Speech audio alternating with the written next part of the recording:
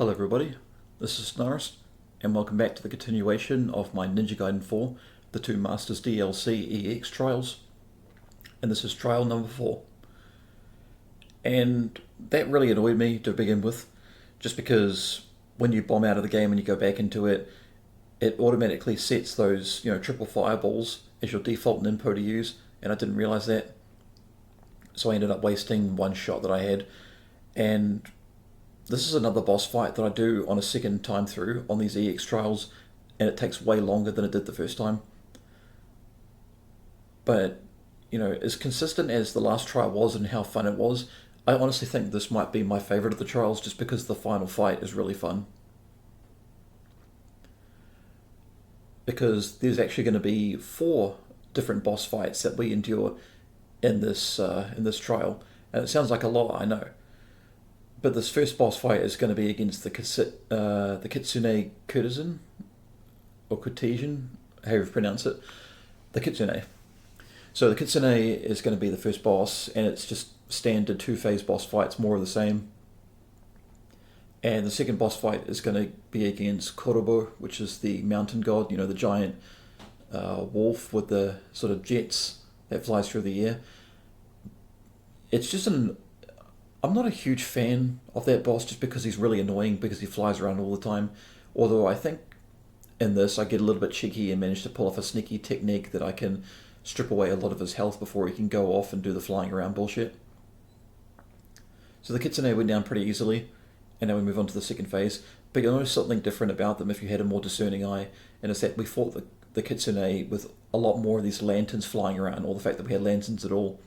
And now we're fighting Kurobo with all these Tengu flying around, but they're nothing at all because I can get more red orbs from them by putting them into an Izuna drop, because Kurobo is pretty passive as far as bosses go. He's still very passive no matter what difficulty you play on. And so when I'm aiming for him, because he's so big, I also end up hitting the Tengu, and most of them go down in a single hit. So it's pretty much free range for them, like they're already dead. And the third fight that we're going to come up to is going to be against Cetus, which is going to be the teleporting shark thing with the face. And we're going to be fighting... That's going to be not the toughest fight out of this entire boss rush, but it definitely is up there. Because not only are we going to be assailed by a bunch of little enemies, which can definitely give us more red orbs to charge up ultimate techniques and stuff, and further build up our gleam mode, so that we can get some more damage off and get some more charge on our key techniques. But at the same time, once they die and we get Cetus down to a low enough health, he's going to spawn in 2 of the regular enemy versions of those mech soldiers. So, not the worst one of them all, but there's going to be 2 of them, and they definitely are going to be a little bit tricky to deal with. But if you've still got your full charge on your true gleam mode, so you can instant kill them with your finisher, then make sure you get in between them and use them, so that you can also do a little bit of damage to Cetus as well. And the fourth and final fight is probably my favourite out of all the trials, where you have to fight Kagachi in the arena that you fight him in the main game in Chapter 13. But not only do you have to fight him in both his phases, you also have to fight a DDO Commander that goes through both of his phases. And it's honestly a really fun boss fight.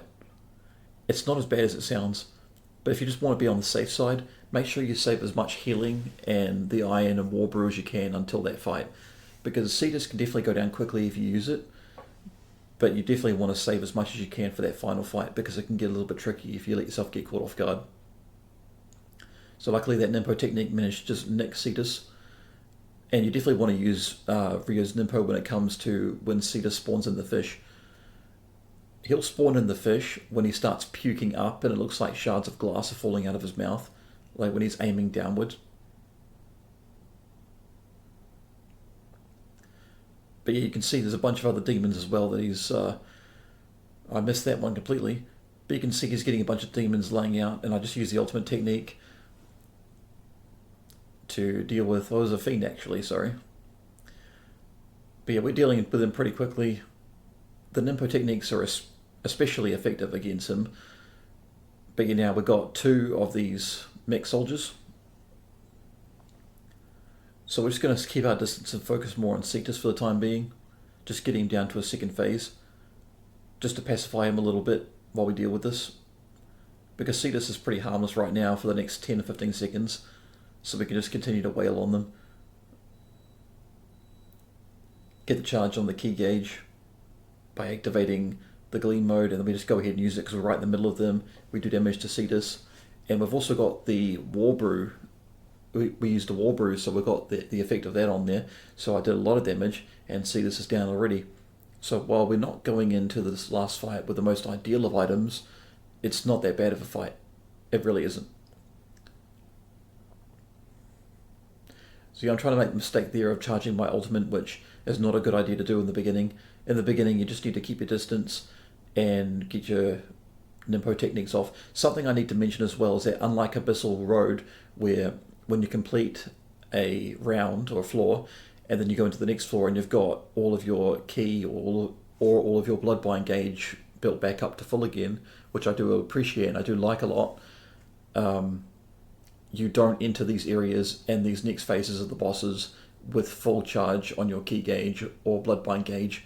So a good way to game the system is if you just dance around the boss or dance around the final enemies and you wait for your gauge to charge back up and then finish off the boss or whatever enemy there is, and then you can go back to kill the boss, and then you begin the next fight with full gauge.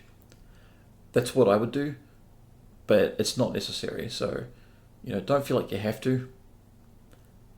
I should mention as well, I don't think you have an Incense of Rebirth on this trial, but you do have plenty of health, so just make sure you use it whenever you can, especially during this fight. In fact, when you get Kagachi down to his second phase, if you're low on health, I would recommend using the regeneration potion, the one that regens your health slowly. Just because when you do that, Kagachi's second phase is a little bit slower to transition into, like it takes him a while to get into it. And if you've still got the DDO Commander alive, well, you can deal with him during that time. So this is Kagachi's second phase now. So get into a corner, and this is kind of a mistake because the DDO Commander is still alive. But what I tend to do is I get in the corner, I charge up my ultimate technique, and then I charge forward. I'm almost tempted to use, I don't think I have it anymore, I think it's gone, but I was almost tempted to use the other footage that I had initially of beating Kagachi and the DDO Commander at the same time, because I shit you not, I got them both to low health, and then I did a technique where I finished them off by doing an uppercut slash, and I took out the DDO Commander, and as I was coming down, I hit triangle, and Ryo came smacking down with his katana, and he hit Kagachi in the head, and then finished him off. It was a really sick way to end it. I don't think I have the footage anymore, which is a shame, but it is what it is. So Kagachi in his second phase, in my opinion, is a lot easier to deal with, because none of his techniques really, his attacks do hit really hard now, but none of them are frequent enough to break your block and break your guard, and his moves are pretty easy to read as well, and at the same time, I want to say that he's a lot more aggressive, so he's easier to exploit. But yeah, this fight isn't as difficult as you think it is. It just takes a little bit of patience, and don't lose yourself under pressure. It's really not that difficult. But that's enough out of me. I'll see you guys in the next trial.